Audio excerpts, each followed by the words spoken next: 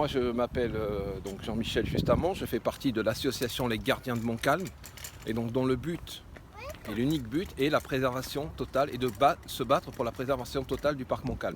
Donc moi, je milite depuis 2012, ça veut dire que ça fait 11 ans que je milite pour la sauvegarde du parc, parce qu'on a la chance, je dirais l'avantage d'avoir un vrai poumon vert en ville, avec à la fois un côté sportif, un côté nature, et donc une diversité de populations qui viennent se côtoyer à travers ce parc. Et donc il faut le garder, il faut le conserver et il faut l'améliorer.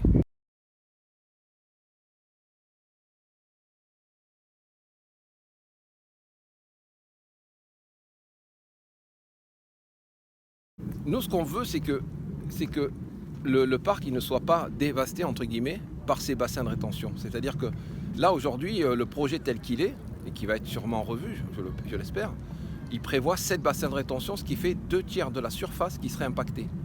Et aujourd'hui, dans les bassins de rétention, il n'y a pas de vie. Vous pouvez aller voir dans n'importe quel endroit à Montpellier, personne ne va dans les bassins de rétention. Voilà. Et là, il y a des bassins de rétention qui étaient prévus jusqu'à peu près 2,50 m de profondeur. Et là, les bassins de rétention sont en plus faits sur la partie la plus haute du parc. Donc ce qui est complètement illogique. Donc ce qu'on veut, c'est effectivement cette étude hydrologique qui devrait arriver, ça fait 3 ans qu'on l'attend, et ensuite échanger, et donc trouver des alternatives à ces bassins de rétention à ciel ouvert. Ça ne veut pas dire qu'il ne faut pas de bassins de rétention, mais on peut faire des bassins de rétention souterrains, qu'on ne voit pas, d'accord, qui n'impacteraient pas. C'est l'impact qui nous pose un problème. Ce parc-là, il ne doit pas avoir de bassin à ciel ouvert.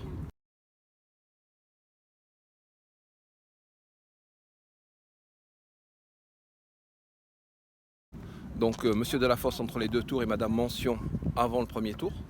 Donc s'engageant à respecter certains points, et notamment la préservation totale du parc Montcalm, la non-condamnation de l'association, puisqu'on avait émis une action en justice contre ces fameux bassins. Malheureusement, il s'avère qu'aujourd'hui on a été condamné récemment, en décembre 2022, à 2 000 €. 1 000 € pour la métropole et 1 000 € pour la ville de Montpellier.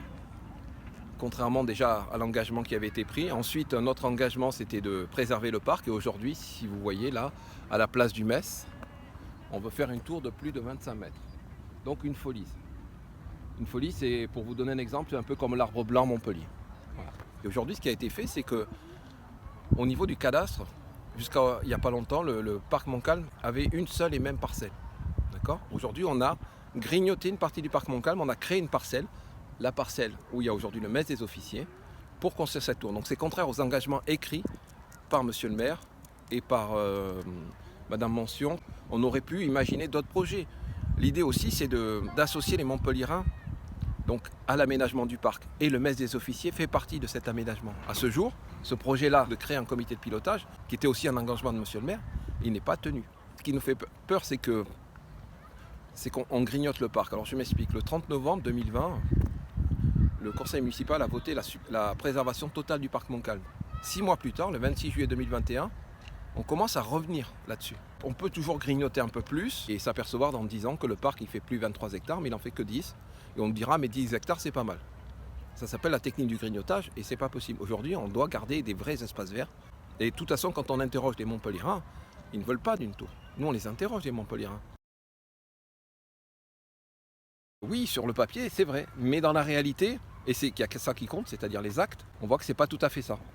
On voit que d'un côté, on donne des petits parcs, mais de l'autre, on retire plein d'espaces verts privés. On détruit des arbres qui ont plus de 50 ans. Ici, dans le parc Montcalm, il y a encore quelques mois, 30 arbres ont été abattus par manque d'entretien. Donc ça, on n'en parle pas. On parle souvent des plantations d'arbres, ce qui est très bien, mais on ne parle pas du fait qu'on en détruise ou que certains meurent par manque d'entretien alors qu'ils ont été plantés il n'y a même pas 2 ans. Donc entretenons déjà ce que nous avons et ensuite nous pourrons créer d'autres espaces verts. Mais déjà n'artificialisons pas les espaces verts que nous avons. Donc il a signé notre protocole juste avant le second tournée municipal. Ensuite on a essayé de le rencontrer. Ça fait 3 ans au mois de juin 2023 qu'il est élu. On a essayé de le rencontrer à plusieurs reprises, en contactant la mairie par téléphone, en envoyant des courriers simples, des courriers recommandés, en rencontrant aussi les élus autour de M. Delafosse. Et à ce jour, M. Delafosse nous dit qu'il n'a pas le temps de nous rencontrer. On apprend les informations du parc Montcalm à travers la presse. Donc il y a quand même un déficit, j'ai envie de dire, de démocratie participative. Au minimum d'informations et au pire de démocratie participative par rapport à ce parc Montcalm.